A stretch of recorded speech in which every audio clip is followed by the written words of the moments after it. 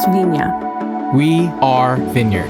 One thing I think of in being an Asian American leader is that I have multiple toolboxes that I can draw from. I have my mainline culture function in the white American mainstream world toolbox, of like jumping into conversations and raising my hand, the more traditional American types of leadership tools. But more recently, I've been realizing that there are tools that are more primary in the Asian American world that I can contribute to a culturally mixed setting. The Korean concept of nunchi, which is this concept of watching, and I think it's technically, or it's like translated as eye wisdom. So being able to watch and see and listen and to really understand before you speak up, what is going on here? Let me understand the scene, the context, the expectations, all those things. That's a really big thing in Korean culture.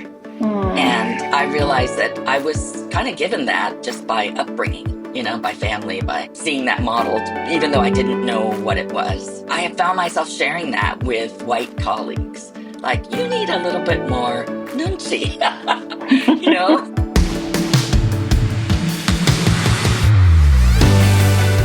Welcome to the We Are Vineyard podcast, conversations to help us grow with Jesus and each other. In today's episode, we are celebrating Asian American Pacific Islander Heritage Month by hearing from three of our AAPI leaders. Marianne De La Torre, the leader of Vineyard USA's AAPI Association, will be interviewing Susan Van Riesen, the lead pastor of the Palo Alto Vineyard in California, and Sabrina Chan, the National Director of InterVarsity's Asian American Ministries. These interviews feature unique and meaningful conversation. They are Asian American leaders sharing their stories with honesty and nuance.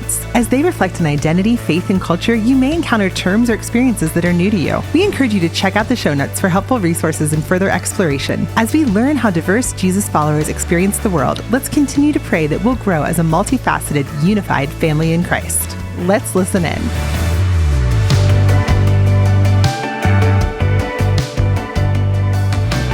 Hi, Vineyard family. This is Marianne De La Torre, hailing from the most beautiful state of New Jersey. I serve here at North Jersey Vineyard Church as one of our staff pastors, and I also serve with VUSA as the Asian American Pacific Islander Association leader. And it is the month of May, and we're doing a special We Are Vineyard podcast episode to celebrate Asian American Pacific Islander Heritage Month. So we're so very excited to be represented on the podcast platform, and I have two amazing women of God, leaders, Asian American trailblazers that I cannot wait to introduce you to. But firstly, a quick history lesson. We as in America, started celebrating Asian Pacific Heritage Week in 1978. It was then that Congress passed a resolution creating Asian Pacific American Heritage Week. It expanded the observance to a whole month, the month of May in 1992, timed to coincide with two important milestones in Asian American history: the arrival of the first Japanese immigrants to the United States, that was May 7, 1843, and the completion of the Transcontinental Railroad on May 10, 1869. The majority of the workers who laid the tracks were Chinese immigrants. So I know that for myself, as an immigrant from the Philippines, becoming more aware in recent years of Asian American history as actual American history has done so much for my sense of belonging. I was so unaware, quite frankly, of how long Asians have been in America. Having immigrated in the 80s to the East Coast, I had no exposure to Asian American history, nor did I ever encounter people of Asian descent who weren't recent immigrants like I was. So I want to encourage everyone to learn and grow in this area, especially those of you who are Asian American, and there are definitely ways in which our identity and sense of belonging are shaped by what we know, and in my case, what I didn't know. We as an association would love to be a support in this area. We have resources for you. So please do reach out for more information, and also please interact with us. We'd love to know you and grow in this area together. So on to our podcast today. I'm first joined by Susan Van Riesen.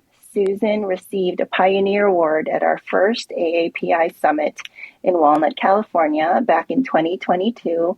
It was a wonderful time to be together. And Susan has been and continues to be a trailblazer in Asian American ministry. She is the lead pastor at Palo Alto Vineyard in California. So welcome, Susan. Thank you for joining us today. Thank you for having me. First, I'd just love for you to introduce yourself to us a little bit. Where did you grow up, and what was it like growing up Asian American where you did? Well, I moved from Seoul, South Korea, to Springfield, Oregon when I was almost 5. And we lived in Springfield for about 5 years and then moved to Eugene, which is a more well known town in Oregon. Mm-hmm. Gosh, my world felt very white. Mm, And it felt like I was one of the only Asian Americans wherever I was, whether it's the elementary school or ultimately my high school, really only had a handful of Asian Americans with the 1,200 students at the school. So I really felt like a minority growing up. yeah. And so, how connected were you to your Korean culture, having grown up in a mostly white environment in Oregon? Interestingly, I felt very connected because my father ended up doing an exporting business. And so we Mm, went back to Korea almost every year because he was going wonderful. back and forth all the time. And then also, I grew up in a really small Korean Presbyterian church in Eugene, Oregon. And we had Korean lunches every single Sunday. And it really was a gathering spot for the Korean community. And they, I think, Hmm. especially did food ministry for the Korean American Yeah. students at the University of Oregon. We did all sorts of fun things. We had a booth at the Lane County Fair, stuff like that. So, Oh, yeah, neat. I felt very connected to that little community. Were you able to hold on to your language skills? Were you able to speak Korean? It was okay. It would always come back to me when we went to Korea. Yeah. But Yes. growing up in Oregon, where I would say almost all my friends were white Americans, I didn't really Hmm. use it with my peers. And with my Yeah. parents, it was a mixed bag. I remember when we would go back to Korea, my mom, when she was bargaining with, vendors at the market, she would say, "Girls, you be quiet." Because if we Yes. talked, they would know that we were foreigners and she wouldn't get a good deal. Or like I have the same right. exact story going back to the Philippines. My grandmother was the expert haggler. And so Yeah. our tell was our lack of Yeah. Filipino. Terrible So, accent. yes, So, yes. yeah. And I remember one time I was trying to talk to someone at the airport and they were like, "Oh, are you from Japan?" They just thought I was an Asian foreigner from some other country because surely Yes. why would my accent be so foreign and lame? But yeah, Aw. but yeah. So I And think so that was growing up. that was growing up. That was growing up. Mhm. Yeah. When did you feel like you had a pretty significant encounter with other Asian Americans outside of growing up in Oregon, other than going to Korea? I went to college in Southern California at Hmm. Occidental College in Los Angeles, and there was a very significant Asian American and Korean grouping in that at the school. I think the year I went, Yeah. it was the first time that our school was over 50% people of color. Wow. And so it was a really intentionally diverse place that was Mm. really valuing and exploring that diversity as a community. And it really just blew my mind. I joined all Mm. the Asian American clubs and, I made friends with people who grew up in LA and they spoke Korean fluently. And it opened my whole world that I could really embrace my Asian American identity. And that was really great. That's beautiful. And so, what was your path to ministry like, Susan? How did you then go to college and, find your calling. Talk to us a little bit about that. I got involved with InterVarsity Christian Fellowship in college, and it was really, like a lot of people who grew up in church, it was really my first time owning my faith myself. And I chose to go to Mm-hmm. Bible study, and I chose to go to conferences, and my faith really blossomed through that ministry in my undergrad years. So I was trying to decide between going overseas to the Philippines, actually. I had a job lined up for myself in Quezon City, but then in the end, Wow. I decided to stay in the US. And then eventually, after doing a little bit of teaching, I joined university staff and on various college campuses and ended up doing that for 16 years. So that was really Wow. my first ministry experience. And then I became a full-time mom for 7 years and then became a Mm-hmm. pastor. Wow. So was there anything maybe tied to your culture that either encouraged or discouraged your path to leadership as you think about those years with InterVarsity or with pastoring? How did your culture maybe affect that path? On one hand, my time with InterVarsity was such a wonderful, rich time. I Mm-hmm. think particularly there was a movement of the Spirit leading us to explore what racial reconciliation and Mm, multi-ethnicity was all about. And that dovetailed so powerfully with ministering on a college campus right. that, students are really going through their ethnic identity journey in a new or fresh way, usually in their undergraduate years. Yeah. So that was a really big part of our ministry. And having our eyes open to racial justice and different communities' journeys as immigrants in the US. I really, really loved that. I was a Mm, part of the first Asian American coordinating teams on InterVarsity National, and that was such a growth experience for me. And I got to be a part of like creating an Asian American staff community and culture and exploration wow. and reading books together and having a voice together within the larger organization. That was so energizing. On the other hand, like a typical immigrant person, my family were not excited about me Mm, using my golden years, they would say, to be a campus missionary. And I think they really needed a shorthand way of explaining to their friends and family what the heck I was doing. yeah. And it didn't make sense to them. So, I mean, now, they turned out to be great supporters of everything I do. But in those early years, they were like, what are you doing? What is this? Yeah. So Yeah. that was hard at first. That sounds like a fairly common challenge for Asian Americans who want to go into ministry and having to explain to their parents this choice of career that maybe doesn't line up with their ideas or thoughts of their children having left their own country to establish successful lives here. I know you co-wrote a book on this topic. I have it right in front of me, Following Jesus Without Dishonoring Your Parents. And I think one of the chapters was on this topic. So in thinking about like that time in writing this book even, do you find that things have changed? Does he speak to younger Asian Americans? Have are the the things that maybe we wrestle with as Asian Americans now versus when you co-wrote this book? Are they still kind of the same, or how are they different? What have you found? What a great question. Okay, so I was in New York City a couple months ago. I took my college age daughters for spring break, and we went to see Hadestown. Have you seen that? Oh my No, I gosh, haven't. I've so good. heard lots Okay, it's about it. really good.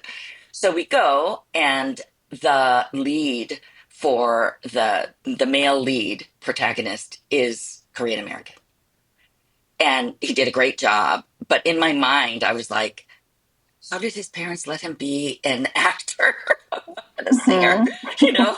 And actually, we met him afterwards. We stood in that little line and to get a signature, I talked to him and he was like, yeah, I know. Isn't it crazy that I'm doing this? And by the way, he let me pray for him. That's And it amazing. was so fun. But then the next night we went to see La Boheme at the Met Hmm. Opera. And one of the like top five characters is also Korean American. And I was like, what is this? All these Korean Americans doing arts. Like, who let them do this? So I guess things are a little different now. But yeah, one of the chapters I wrote in that book is called Doctor or Lawyer. And Right. really, when I was growing up, it felt like those were the options. Like Hmm. you could be one of both of these. You could be either a Yeah. doctor or a lawyer. And that's it. Uh, That's all you get that's to it. choose Maybe between. engineer if you want to be really crazy. Oh. But I think my parents were more open-minded than Hmm. some, and actually, at the time when I was thinking about going into ministry, my sister was making her choice of undergraduate places where she Yeah. would go to college. And she ended up going to Oberlin to study in the conservatory and to be a cellist. Wow. And, my parents are so funny because, of course, they paid all this money for cello lessons. They wanted her to play a stringed instrument. But then when she was like, oh, I think I'll become a musician, they were like, what? No. It was shocking Yeah, like, no, for no, we just them. want you to be really, really good at this. Oh. Yeah, so she did that, and they let her. In the end, they wrestled with it, and they let her pursue music as a Wow. That's career. great. And then at that time, I was like trying to decide about whether I would go into ministry as a career. And once they let Mm, her do that, I think they felt like, well, I can't say no to Susan. right. She paved the path for you. Yeah, I think God used that though, because in the end, she decided not to be a musician and ended up to be a doctor. Oh my So, goodness. That's funny. so she transferred to Stanford and became a doctor. So maybe they got what they wanted after all. They got their doctor anyway. Yeah, exactly. But Oh, she does medicine as a ministry. So, that's wonderful. But it sounds like there's my husband and I talk about this a lot in terms of raising our own children. Being that you were raised in this way, how did then that inform your own parenting, your own Asian American children? well, it's very humbling because Hmm. even though I wrote this book and, I counseled many, many Asian Americans, by the time I got to be a parent, it turns out I have a lot more Korean mom in me than I ever thought. Hmm. Not in that I wanted my kids to be a doctor or lawyer, but just the style that Yes. I naturally embody, or am tempted to be a little bit more authoritarian in my style as compared to my white American husband, who's like, just let them explore what they really want to do. And I'm like, no, I have to do these things. So that was very humbling. But I do feel, yeah, I feel that temptation just to tell them what to Hmm. do and be really concerned about their financial well-being. But I Mm, feel like I've been able to give that to God over right. the years, and hopefully will continue to do so. Yeah. Yeah. What are some ways in which you think, like in thinking about this next generation of Asian Americans growing up, perhaps in ministry, what do you see that is giving you hope for this next generation of Asian Americans? I was just at a meeting yesterday. We're helping a number of churches put on a collaborative event in the fall about mental health. Hmm. And it's being hosted by an Asian American church, even though my church is not Asian American. So it has kind of an Asian American bent or, lens to it. And we are intentionally trying to get the generations to talk to each other Oh, that's about our great. understandings of mental Hmm. health. And I think the next generation has a lot to teach us Yeah. about pursuing wholeness and mind, body, spirit alignment and mental health. And I really want the generations to be in conversation with one another. Yeah. I mean, I think that the kind of hard work and survival instinct that the immigrant generations have embodied and have exhibited is just so inspiring and so important to pass on, Right. but also to make space for self care, Yeah. and attentiveness in ways that the next generation just has language for, Right. I think is inspiring to me as well. So that's one thing. And I think that in as much as my generation has felt like a bridge generation, to Hmm. other cultures, I think that's especially true, even more true for young people who are young adults now, that Hmm. they bridge to many different people's experiences and are growing up where being a hyphenated American is very normal, Right.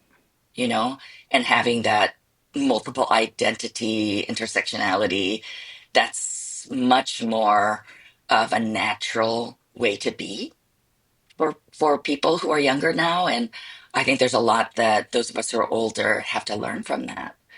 Yeah. So Yeah. those are just a couple things that come to my mind. That's wonderful. Yes, I agree with you. I feel like the mental health piece of it is something that this generation coming up is just so open to and will very readily Talk about.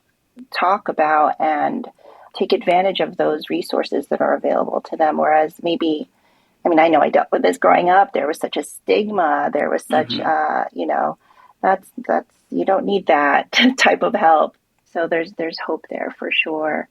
In terms of ministry, how do you feel like being Asian American shows up for you in good ways, or maybe even in not so good ways? Do you find that there are still maybe areas you're working through or things that you're working on bringing to the table in terms of your leadership? I know for me, there's just been so much that I've had to wrestle with in terms of being okay with using my voice and not being silent all the time. And the whole notion of being a woman in leadership is relatively new. I just didn't grow up with a whole lot of models for it, which is why it's so wonderful that you've been in ministry for years. I think we learn a lot from other Asian American women who have just been in ministry for so long. So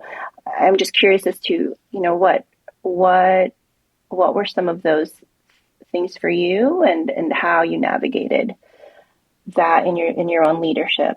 One thing I think of in being an Asian American leader is that I have multiple toolboxes that I can draw from. I have my mainline culture, function in the white American mainstream world toolbox, of Mm, like jumping into conversations and raising my hand and, the more traditional American types of leadership tools. But more recently, I've been realizing that there are tools that are more primary in the Asian American world mm, that I can contribute to a culturally mixed setting. So I think we talked about this before when we were on a podcast or a Zoom before, the Korean concept of nunchi, which yeah. is this concept of watching, and I think it's technically, or it's like translated as eye wisdom. So being Mm, able to watch and see and listen and to really understand before you speak up, what is going on here? Let me understand the scene, the context, the expectations, all those things. That's a really big thing in Korean culture. mm, And I realized that I was kind of given that just by upbringing, by family, by seeing that modeled, even though I didn't know what it was. And I have found myself sharing that with white colleagues. Like, you need a little bit more nunchi, you know, where you actually can learn by just being quiet and observing over time and that sort of thing. Or even how much you can learn by being quiet and mm-hmm. you can influence. by not just what you say, but what you don't say, and being intentional about that, and being aware of influential silences. Yeah. I think that those are things in the Asian American toolbox. Or another thing is like gift giving. There are Mm, people who are just fluent in the language of gift giving.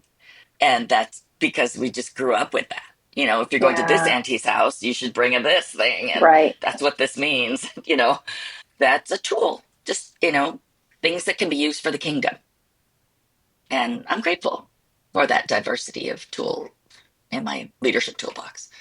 Yeah, that's beautiful. And I think whereas before, maybe some of us would have seen those things as not acceptable or not a strength that we can bring to the table. But just hearing you speak about those things, it is such a gift. And while you were talking, I was thinking about, the hospitality that a lot of our Asian cultures bring. And yeah, so I think rethinking about, I know I'm being challenged to think about, well, those things that maybe I have received as or thought of as, well, it's so different. That can't possibly be a way to lead. Well, maybe Mhm. it is. Maybe it's just, like you're saying, a different tool in the toolbox that Mhm. would bring something of value and worth to whatever leadership table we're sitting at. So thank you Yeah, for because that. most of our churches in the Mhm. vineyard are multi ethnic. And we're going to need as big of a toolbox as we can have in order to really reach people in their hearts. And Yeah, it can't be that just a dominant culture is going to provide everything to reach everyone. right. So, Absolutely. What would you say to those in our vineyard family who are Asian American, but maybe don't necessarily feel like they fit into the AAPI community? Do you have encouragement for those of us who might be feeling that way or are hesitant to engage their own cultural background, their own Asian Americanness? yeah, because what is Asian American? It's such a wide Right. range. And some people have been in this country for generations, so they don't even identify with the immigrant part. Hmm. I've met people in Hawaii who are like fifth generation, you know? So, yeah, because I'm tempted to assume that Asian American means immigrant, recent immigrant, Right. and Right. that's not necessarily true. But I really believe that God has made us who we are culturally, physiologically, Yeah. for a reason. And even though some of us, especially who grew up in more dominant culture contexts, some of us are stronger in the muscle of fitting in. Hmm. I think whenever people are ready, there is a discovery process of who we are by joining in with other people who've had a similar experience or look, similar or something like that. I think there are times when we're ready for that. And Yeah. if that's not people's thing, then that's okay too. So Yeah. I think with all things, though, like just knowing who you are, knowing who we are in Christ, Mhm. knowing who we are in many other ways, and seeing that through God's Mhm. lens, God's eyes, makes us more free to be useful in Yeah. this world, for the kingdom. Absolutely. And when we're uncomfortable with ourselves, that's just energy that we have to put into ourselves Right. rather than energy to be used by God. Yeah. So Yeah. I hope that people Yeah. feel like they can connect and that it would be useful too. It Hmm. certainly has been true for me. Even though I've always ministered Hmm. in multi ethnic contexts, whenever I've been in Asian American contexts, it's just been so good to recognize, like, oh hey, Yeah. this is a little bit different, but pretty similar to this one part of me or this, one part of my background or Right. whatever. And that resonance is really strengthening. Yes. Absolutely. I agree. And I found that it's work that I didn't know I needed to engage with and do, but on the other side of it, it does lead to more freedom and to more of just a bigger picture of the Lord's creativity in how He's put us all together, which is, He's so creative. And so I am very hopeful for this season in our movement, where there has been space created for us to explore at whatever level we're comfortable with as yet. So thank you. And then do you have, a word for maybe our broader Vineyard family, Susan? Maybe those of us, like you said, you grew up in a mostly white context. Maybe for folks who don't know how to engage others in, those who are different, or don't even know the first steps towards any kind of racial reconciliation. What would a word be maybe for those of us who are in that category? Well, I don't know if this directly answers your question, but one of my great desires and passions and prayers for our Vineyard family is for God to be at work among our white brothers and sisters, to be on an ethnic identity journey, like many of us have. Yeah. And I think Agreed.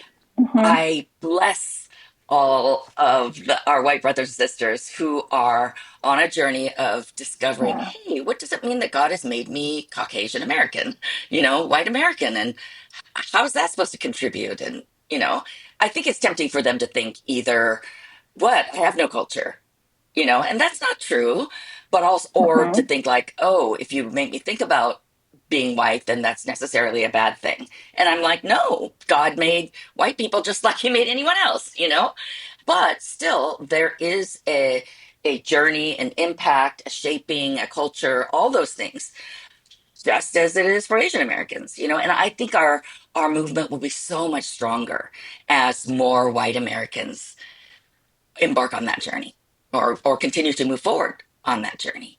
I find that as a person of color and as an ethnic minority, I feel safer and happier when I hear about my white brothers and sisters and fellow leaders also exploring, their identity journey. And so I want that. Absolutely. I really want that. Yeah. But I also love, making spaces Yeah. for those of us who are in minorities to come together and not be a minority for that moment sometimes, That's so wonderful. So wonderful. Yeah. I agree. Thank you. Do you have just a last maybe bit of encouragement for the Vineyard right now, in this moment, in this season, for us as we celebrate AAPI month? I think that, like all people, Asian Americans are a gift to this movement. I'm so convicted and excited about the ways that we will bring perspective and a new way of seeing things, and a different voice, a different experience, different angles on leadership. And I'm excited for more of us just to be in the mix, shaping Vineyard for as long as the Lord has us be a movement, that we become truly not just by face and not just by who's in the room, but who's shaping our cultures and our culture as a movement. And I'm excited to see how, like, in 10 years from now, it's going to be really different, I think. Yeah.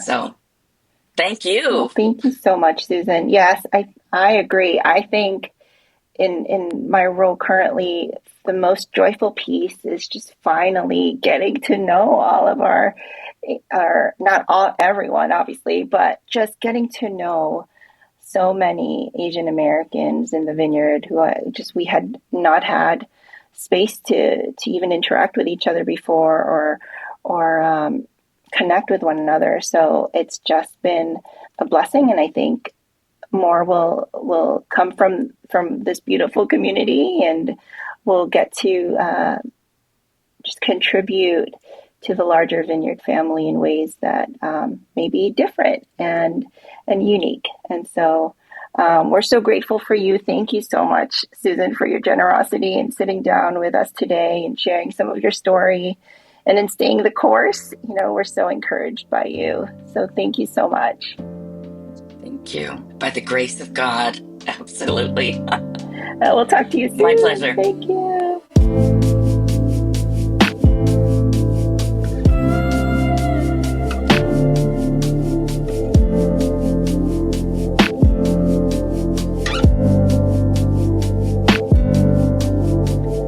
This summer, Vineyard USA is hosting our national conference, Melody and Harmony, in 2 locations, Denver, Colorado on June 16th through 19th, and Cincinnati, Ohio on July 14th through 17th. We hope that by offering 2 locations and dates, everyone, pastors, leaders, volunteers, even those just curious about the Vineyard, that everyone will be able to find a time to join us. The conference will also have specific programming for adults, youth, and kids. As far as our theme, throughout history, the Lord has been composing a beautiful melody through the story of his people and his church. And for the past 50 years, the Vineyard movement has had the privilege of adding its own unique harmony to this grand symphony. Registration's now open, so make sure to check out vineyardusa.org to learn more and register today.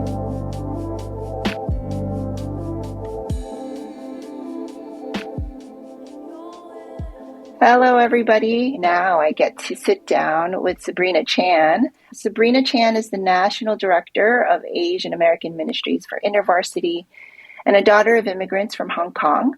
She is the author of Learning Our Names, Asian American Christians on Identity, Relationships, and Vocation, which is an excellent book. She has worked as a computer network engineer after graduating from Rice University. She's led campus ministries and supervised staff teams in Texas and the San Francisco Bay Area. She loves to preach. She consults and trains in leadership development. And we're so glad you're here with us, Sabrina. Thank you so much for joining us. Before you start talking, I just want to share that our Vineyard AAPI Association, we were able to attend InterVarsity's Asian American Staff Conference a few months ago, and we were just so radically welcomed by your team, by everyone we met. We learned so much, and we, I know personally, just was fed and just received such a vision for what's possible for us. Even in the Vineyard as an Asian American Pacific Islander Association just starting up. And so I just want to thank you for letting us join in for that week. And I just want to honor InterVarsity and all that you've done in this space. You guys have been trailblazers in Asian American ministry, and we're so happy to be in relationship and partnership with you all. So welcome. Thank you for taking some time to speak with us today. Thanks, Marianne. To celebrate. I'm so glad y'all were able to come. It was such a delight to have you at the conference. Thank you. Yeah, it was really fun. And so, we're celebrating Asian American Pacific Islander Heritage Month. And so we would just love to hear a little bit about your story. And so let's just start there. Where did you grow up, and what was it like for you growing up as an Asian American where you did grow up? Yeah. I grew up in Richmond, Virginia, sort of capital of the Confederacy, and I grew up going to a mostly white church. Honestly, it was all white church. There was one Nigerian family that joined for 1 year or 2 years.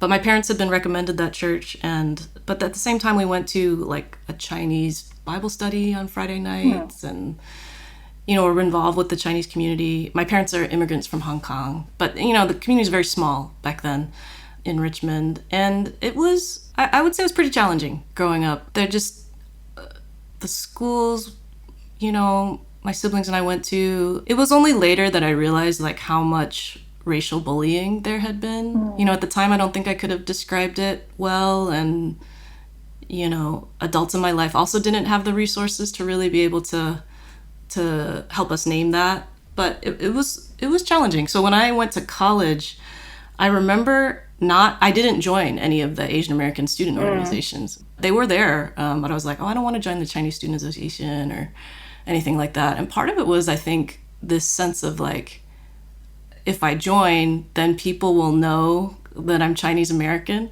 You know, it wasn't totally logical. Like in the like I could pretend I wasn't. Like not that I could really. Like, you know, somebody's looking at me, is like, yeah, you're Asian. But I was trying to just sort of ignore that part of me, just be normal, right? And that's kind of what I grew up with. I totally relate to that, Sabrina. Absolutely. Yeah, I think there's just a sense of I moved here when I was almost 7, so and there was just this need to assimilate, and I think in a sense, if I, you know, I can just imagine like the thinking behind, if I did actually participate in anything Asian American, it's like then I'm not meeting my goal of fitting in. Right. Yes, exactly. The fitting in. And I remember as a kid telling my mom once that like the kids were teasing me at school, and her comment back was just, well, you just have to work harder to show that you're just as good, if not better, than they are. Yeah. Which, you know, for a while later on, I was like kind of mad about it because it felt like it fed that model minority myth, like just work harder and, you know, prove that you're good enough. But I also now can look back and say, like, I think she was just sharing what she had to do at her work. You know what I mean? Like she was working against, like, maybe she had a little bit of an accent, and so she was just trying to prove that she's just as good, you know, like she can get the work done and all those things. So I was like, oh, she was just passing down what she knew, you know? Yeah, she was just surviving, it sounds like. That's what you had to do to survive. Yeah. That's right, yeah. So it wasn't until I was in college and partly through university started to explore, like, how could my being Chinese American or Asian American not be just a liability, you know? And that was really formative, really important for me. Wow. Can you talk a little bit about that process? What was that like for you? How did you come to understand, you know, a healthier view of what it means to be Chinese American? Yeah, I mean, college is like, you know, a time of exploring a lot anyway, right? And some of it was like, you know, deepening in my faith. But also at the time, university was really pressing in on like, what does it mean to love God's people of every ethnicity and culture? And for me, one of the ways that it became more, I mean, I knew there were cultural differences, right? Like, I mean, you know, growing up, you watch your white friends or, you know, black friends or other friends. It's just different parenting styles and stuff like that. But in college, especially when we started talking about like what we were going to do after college, that's where it started to really like, you know, my white friend, I remember she said, you know, yeah, my parents really said like, do what makes you happy. And I really thought that was only something that was on TV. You know, I didn't know that was like a real thing people's parents might say. And at the same, you know, so my parents were definitely not saying that, but they were. That was not an option for a lot of us. I mean, yeah, they really wanted me to find stability, you know, and, you know, now looking back, I can recognize like, oh, okay, they, you know, coming from an immigrant background, like finding, you know, a way to provide for yourself or for your family, you know, like that's really important. And, you know, for this other family that was like, you know, more established, I guess, you know, and just had different views, like it was a less communal view, right? It was like, you as an individual, you're 18, you're 22, whatever, you're an adult, do what makes you happy. And, you know, my family looked at it differently. You're part of the family, like, and yes, you're an adult and you should get a job and like all these things, but you're still, it's just more connected. You know what I mean? I also watched my friend kind of like, there wasn't as much opinions, you know, that the parents were giving, but there also wasn't as much support. Yeah. So I think that was a like discerning vocation and some of those things that started to really like, oh, this is different. And then, you know, having friends who could also describe more of like what they saw as like ways that their experience growing up in Chinese churches. I also grew up in a Chinese church too later on in high school. So just realizing, oh, there's some commonalities here. And then one of the big things was the book Following Jesus Without Dishonoring Your Parents. I think it came out in 1997 or 98. It was like when I was in college. And I remember reading it. I was sitting at the book table at an university conference and I was sitting next to it because I didn't want to spend the money. Because I was kind of like, I don't know, like, you know, don't have a lot of money for books, but I want to make sure I want, you know, but I'm reading the book, like sitting next to the table trying to decide. And I was like, oh, it's not just my family, you know, like there's other people's experiences here. So, yeah. That's great. And interestingly enough, the person who was the guest before you is Susan Cho Van Riesen was one of the authors of that book. Yeah. One of the, yes. Yep. So it sounds like college was a great time of coming to terms with your ethnic identity and what it meant for your vocation. So can you talk a little bit about your path to leadership and what that was like for you? I'm curious as to, how you would describe your role at InterVarsity and how you got there. Yeah. Well, I wanted to join staff right after college, but my parents were pretty opposed. One, I had some student loans to pay back, so I totally understood. And I think they were concerned, can you raise support and still pay back student loans? And right. I also think they wanted to make sure I wasn't just trying to extend college.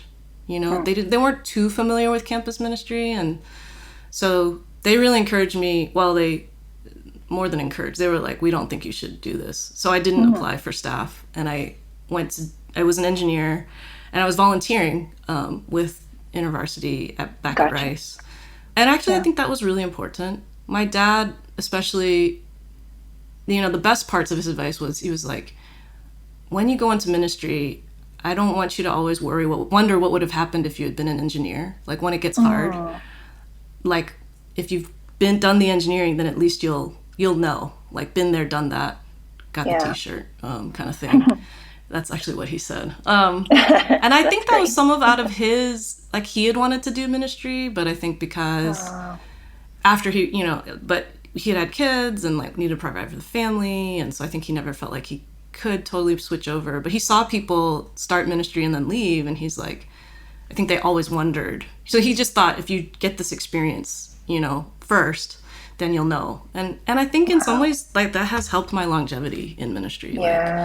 Because I don't have to wonder what it was like to be an engineer. I remember, and there were some great things, but like it wasn't what I felt most alive doing, and so then when I came on staff, I staffed a large Asian American, mostly Chinese American fellowship that had just affiliated with InterVarsity down in Austin, Texas. After a few years, our area director had moved to go to seminary, so I became the area director. And then a few years later, I wanted to go to seminary, and it was hard back then in Texas. Now there's the Fuller extension, but I moved out to the Bay, San Francisco Bay Area, because there was a Fuller extension there at the time. So did finish my degree there and continued as an area director. And all along kind of been really involved with the Asian American Ministries leadership team. And so when this job came open, I guess 8 years ago now, I went ahead and applied. And so my role as the AAM National Director is to help InterVarsity honor and reach Asian American communities on campus. And we do that through discipling, developing, and empowering distinctly Asian American Christian leaders. So that's staff, that's student leaders, that's volunteers, faculty. Yeah, so our department gets to host the Asian American Ministry Staff Conference every 3 years. We run different mentoring programs, create resources, coach staff and student leaders of our Asian American specific chapters. There's about a third of InterVarsity students are involved in Asian American specific chapters, like the one I staffed in Austin. But 2/3 are in just, in chapters around the country. Like the one I was at Rice was a multi-ethnic chapter. So we try and support all those different kinds of ministries. Yeah, is that what you're asking about in terms of leadership? Yeah. No, what with Asian American ministry, there are particular challenges, right? We don't all share a common language or a common history, common culture. With that, what would you say InterVarsities, I guess, how do you tackle that piece of it? Because we're not just trying to, there's just so much diversity within the Asian American community. Yeah. I mean, some of that is evidenced in the book, Learning Our Names. Like we were like, oh, well, we can't just write one author for this book. So there's 4 authors representing 4 different ethnicities, myself and then Linson's Indian, La's Hmong, and David's Filipino.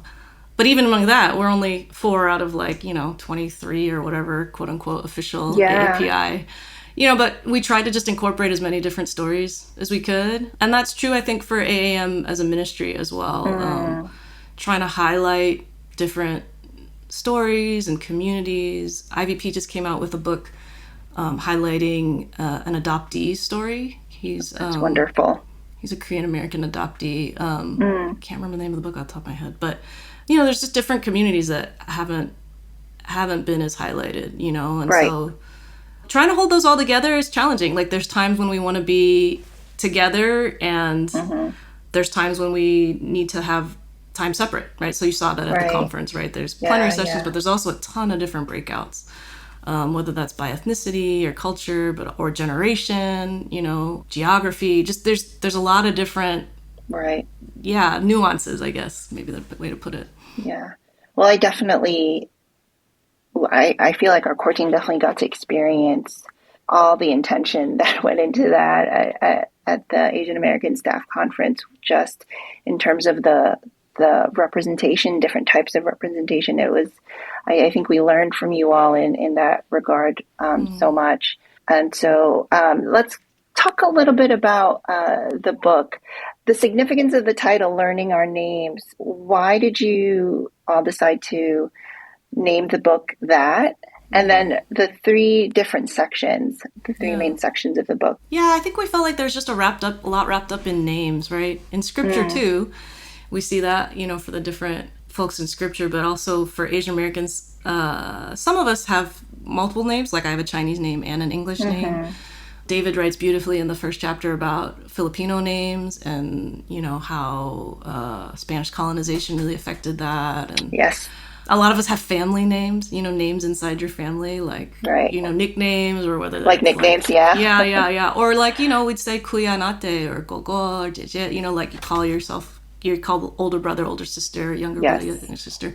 So it just felt like there was a lot to put in there. And I think learning both an invitation to others, non-Asian Americans, to learn our names, but also to say that we are always learning, right? There's not like okay, now I know it all, or like there's more to learn at different points. Yeah, sort of like a more cyclical way of thinking than just linear, like, oh, now I'm done, Right. And the sections was kind of just about ways we thought about, well, it was a little bit about like what relationships are really important, like the communal piece. We felt like we were writing towards young adults, so, discerning vocation, but not just vocation in terms of job, but like community and church and these different things. And then identity, because we wanted to talk about like racialization and culture and these different things as well. No, I thought it was beautifully laid out, and I want to encourage anyone listening to this, if you have Asian Americans in your churches, if you are an Asian American leader, please read Learning Our Names. I felt like the breadth of representation and the depth that you all took on these three main topics, I just felt very seen and heard. And I think it's such an important resource for folks to have and interact with and even engage with. I'd love to touch on two topics from the book really quickly, Sabrina. We touched on this a little bit before. There was so much written about vocation, and I want to talk about this beautiful moment we experienced with you all at the conference. But why is vocation such a tender topic for a lot of Asian Americans? Yeah, I mean, we talked about it a little bit, but the influence, like, opinions, but also just more connectedness of a lot of Asian families means that your decision is not just your own decision often. Right. It's not as individualistic. And so trying to help younger Asian Americans it's not just do your own thing all the time, that you might, only listen, like different Asian American staff have different stories. Some folks have come on staff later, like me, I tried to, honor, like I was like, okay, well, my parents aren't ready at this point, I'll wait. Some folks have felt like God called them to just come on staff anyway, despite parents' disapproval. Some folks have volunteered, continued volunteering. They're like, well, I'm not going to do that yet. I think there's just a recognition that discernment in that is challenging. It's not a one size fits all. Right. And so that chapter tries to give some stories, guidelines, like just some ways of thinking about it. But we're not trying to say like, well, this is what it is every single time, right? Like, Yeah.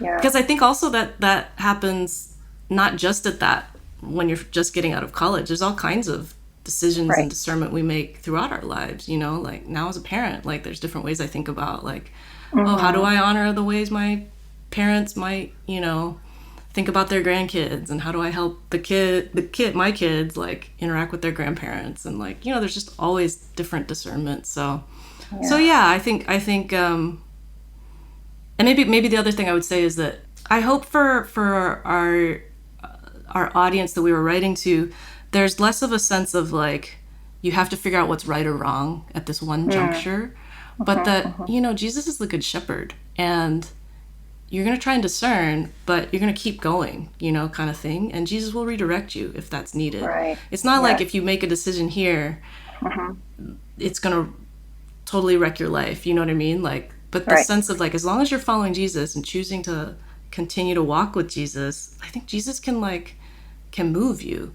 Yeah. I think sometimes people get stuck though, you know, they get a little bit paralyzed. And what I try and encourage people is like, actually, I think it's actually like physics. It's actually easier to change the direction of something that's already moving, you know, like, you know, rather than if it's stuck, then it's like, you know, to try it. But like if it's already moving, then you can like sort of guide it. But yeah, just to say like we're trying to write towards those challenges, you know. A lot of us, you know, different communities with less socioeconomic privilege really do need, like they need to take into account how to like honor their parents' sacrifices, and even those with more privilege need to consider that as well, and like, you know, who's helping the siblings, and you know, all this different stuff. Like those are important considerations that we were trying to help address. I think you addressed it beautifully, and it is such a, I think for a lot of us who come from Asian American homes, it isn't as clear cut as maybe our friends. You know, this idea of vocation, it matters so much to the family at times. And so for folks who are Asian American that decide to go into ministry, coming from immigrant homes, it's a huge deal. It's a big decision. And sometimes it creates tension and outright, in some cases, you know, like a breaking of relationship, which is very painful. And I love that our core team just talked in depth about what we experienced at the conference, this beautiful time of prayer where you all just asked folks who are kind of in that season of, and, you know, this was a room of a lot of younger adults, you know, we just asked all of us who were still maybe in that place of, you know, our choice in vocation, in ministry, maybe created tension with families. And you just asked us, all of those of us that applied to stand up, and you asked parents in the room to just pray a blessing over those folks. And there was just so much tenderness, and there were tears, and just felt like just the beginning of healing, or even, you know, real healing happening in that room as people were praying. And that was such a powerful and beautiful moment. And I'm so glad you all created space for that. And I think it's not something that is, you know, is acknowledged a whole lot. So I'm glad you made space for that moment. That was very powerful. Another one of my favorite chapters from the book was resisting our racialization. Can you speak a little bit why you tackled that topic? You know, and what is it, first of all? Like, what does that mean? And then how do we resist, especially as Asian American women? Oh, okay. Yeah. I actually wrote that chapter. I was wanting to address like racialization being the way that I would just shorthand the way that racism impacts Asian Americans. So racialization, you know, is a systemic thing in how it affects different communities. But obviously I'm focusing on Asian Americans. And I think one of the two things I drew out were, I mean, they're from sociology, but the model minority myth and then the perpetual foreigner. So perpetual foreigner would be, you're not from here, you don't belong here. It happens a lot to Asian Americans, especially when there's like an economic downturn or a pandemic, as we saw in that time frame. And still now, actually, STAT, which I can't remember what STAT stands for, but they track Asian American, basically, they survey America about Asian Americans. They just released a report last week that said that 40% of Americans, just Americans in general, think that Asian Americans are more loyal to their country of origin than to the United States. And then, maybe more disturbing, it said that 56% of Americans don't think that Japanese American internment and incarceration during World War II was really bad. They don't strongly disagree. I mean, they don't strongly agree with that statement. I was like, wow. That is, yeah. Anyway, so perpetual foreigner says, like, no matter how long your family's been here, you're foreign. Model minority myth says, well, as long as you work hard and keep your head down, like don't make waves, then you're accepted. Then you are like a good minority, quote unquote. It really tries to juxtapose us against other communities of color in the United States. And I think it's sort of a trap, because the perpetual foreigner says you don't, like, they work together, I guess. It says like, well, you don't belong, kind of like what I experienced, like, you don't belong, the bullying, but then like, so then to fit in, I'm just going to try and do this. And model minority myth seems like it's a good escape route, but it's not, it's a trap. Because at any moment, you're not model anymore, and they kick you out anyway, kind of thing, you know, or like treat you that way. And I think for a lot of folks, the model minority myth is a way that racialization tries to make us a monolith, make us have one story, one thing, when in reality there's like just so many nuances, right? And I was really wanting to write to sort of say, like, this idea that we pull ourselves up by our own bootstraps, or this thing, that's not real, you know? There's a way that can be an idolatry. Absolutely. So in the chapter, I kind of compared it, like I said, you know, it reminds me of the Daniel's three friends, Mishael, Hananiah, and Azariah, and they're invited to bow down to the idol that Nebuchadnezzar creates. And I was like, I think the model minority myth is like that. And what are the ways that we are tempted to bow down to that? Whether that's in, you know, our view of what it means to succeed. You know, is it the white picket fence with 2.5 kids and a dog in the suburbs with the good schools? Not to say that I know, you know, many immigrants, like, the stability is desired. I get that. But is that the only thing that's driving our, you know, our life following Jesus? You know, like, I think sometimes there can be this, like, subtle, like, I'm going to out-American dream the Americans, right? So, like, I'm going to go do this. And, you know, I'm going to go on the best vacations and make the most money and, like, do all this stuff. And I'm like, you know, I don't think Jesus says don't take vacations or anything. I'm not trying to, like, say that. But what is the invitation to life that Jesus really gives us? I don't think it's this model minority myth. So trying to sort of call our communities to that interdependence, to that how do we look out for the other, you know? How do we think about other communities of color, especially, you know, I wrote about that in the chapter, you know, especially the Black community. You know, the civil rights movement paved the way for a lot of Asian American, you know, immigration and all these different things. So, but yeah, just like, what does it mean to follow Jesus in this area of thinking about our race, like how we're treated? Race is a system, right? It's a construct, but it's a construct we live in. So, you know, so how do we interact with that, you know, as Christians? Especially as women, I'm intrigued by that. Is there something like particular you're thinking about? Like, there's so many different ways to answer that. Yeah, I think in some ways, as Asian American women, even the idea, even the word resisting, right? Maybe in the way we've grown up in our cultures. I know I've had to, in my own life, really think about, especially because the values of honor and quite honestly, like submissiveness um, and like you just talked about the whole notion of being the model minority, keeping our, and growing up as an immigrant, trying to fit in, that was absolutely what I think I lived under, was just this idea of, well, you just have to keep your head down, get those good grades, try your best. Yeah. So I think there's just I think in my own life, it feels like there's just so much to overcome to get to like a baseline of, I belong here, actually. And so I think there are some particulars with being an Asian American woman. Maybe it's the idea of like invisibility or, so I'm wondering, in your experience, you've run into that. I hear what you're saying. Yeah, in the Linson and I co-wrote a chapter on gender.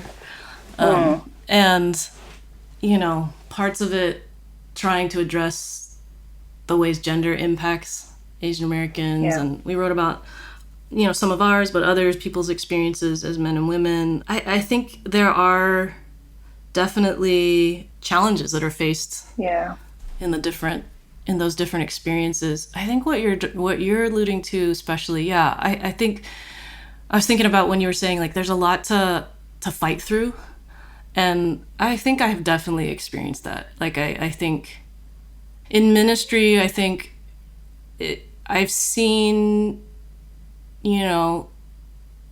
Asian American men take on more leadership roles in the church in general, in university and other places, more quickly than women have. And some of that is maybe because, I think a lot of that is because the system is more designed for men. Yeah. The system in general, right? Systems in general in the United States are more designed for, white, landowning, wealthy men, married men too, right? Like just all those things. Like, and that's just the way it is. Like, I'm not trying to but when the system is that way, it's just easier for people who more fit that to move forward. Yeah. So for me, that has sometimes felt like, oh, then maybe I have imposter syndrome. Like, do I belong here? Yep. Do I fit? And I think it has sometimes taken longer for me to, have different, whether that's leadership or just feeling a sense of like comfortability in my skin or in my voice or like in speaking, like all these different things. What's really helped me, and what I try and communicate to a lot of ministers on staff too, is that like, I think, I have a therapist, I have a spiritual director. At different times I've gone to a coach. Like, it's not because you're not good at things. It's not because there's something wrong with you. It's because the system you're living in, the system you're trying to lead in, it's not meant for you. So it makes sense that you might need some support.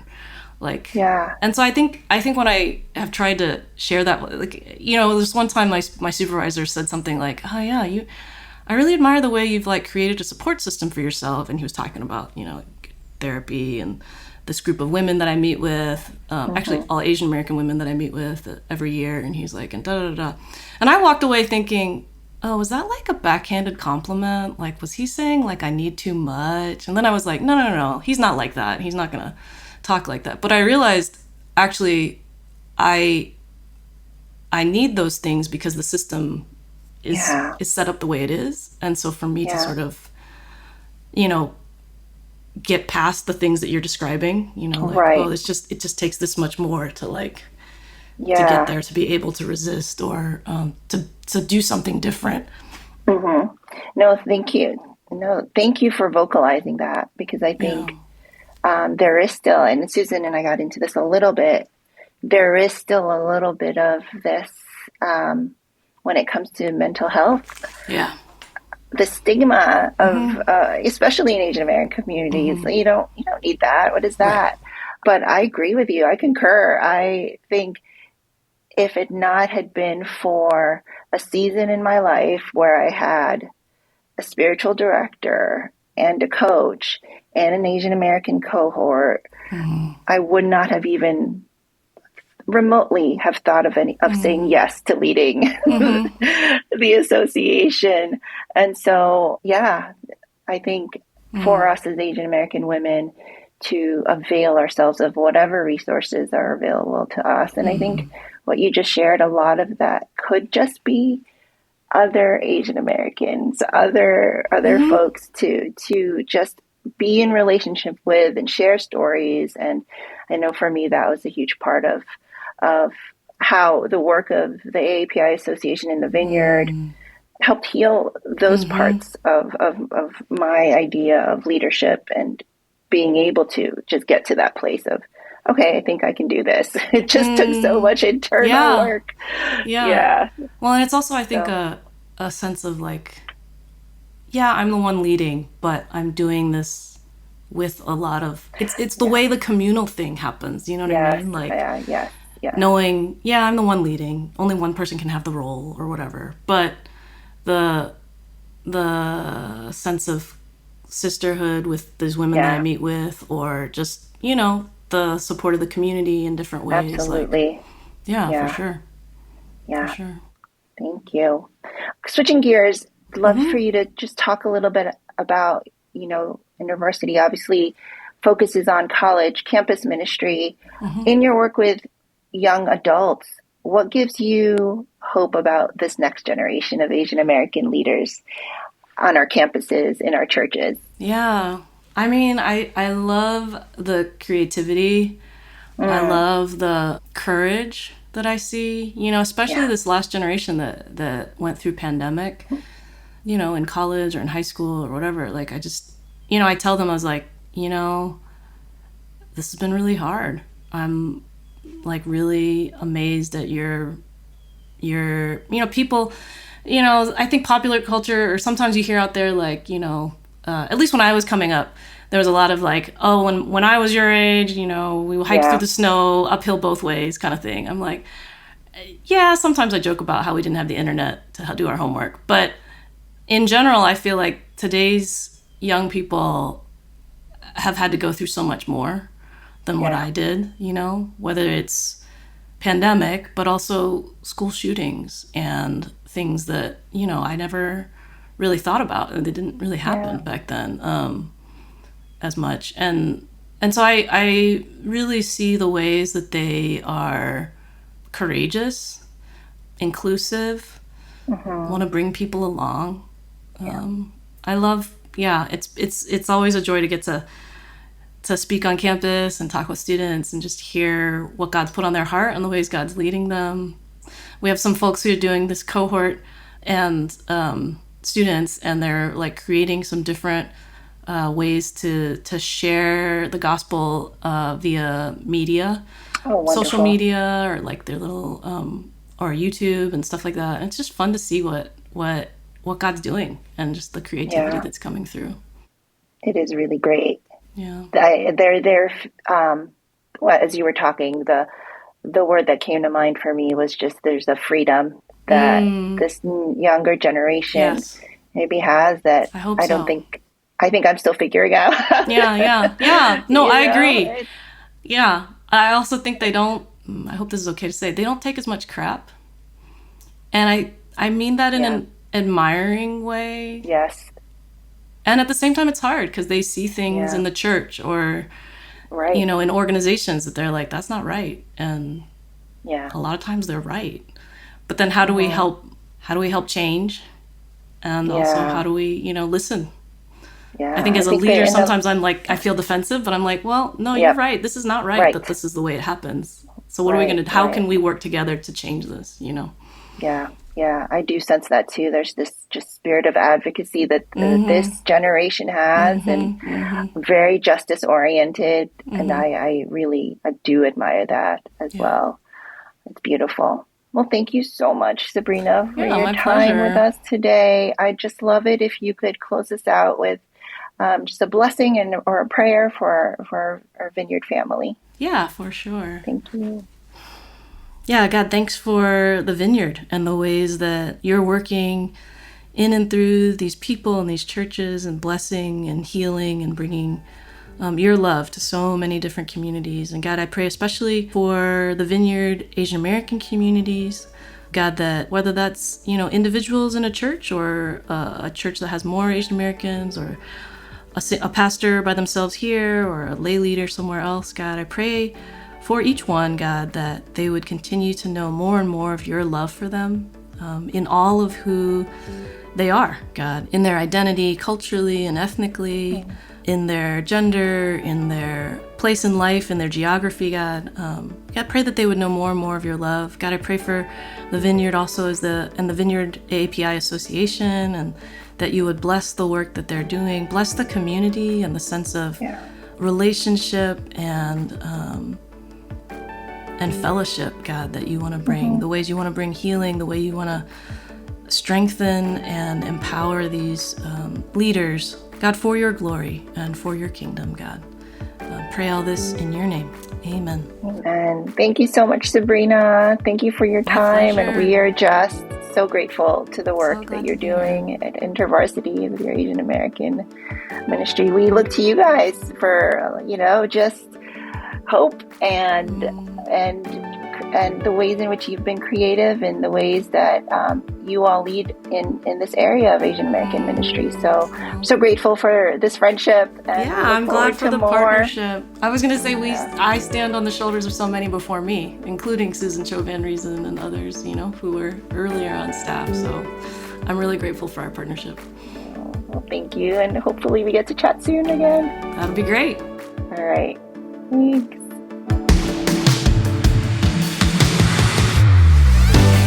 The We Are Vineyard podcast is a production from the team at Vineyard USA. If you've been enjoying the podcast, here are a few ways you can help us. Leave us a review on the podcast platform of your choice. This helps more people find us. Connect with us online for additional resources. Our website is vineyardusa.org, and we're on Instagram, Facebook, and X at Vineyard USA. Thanks for listening, and we'll see you next week.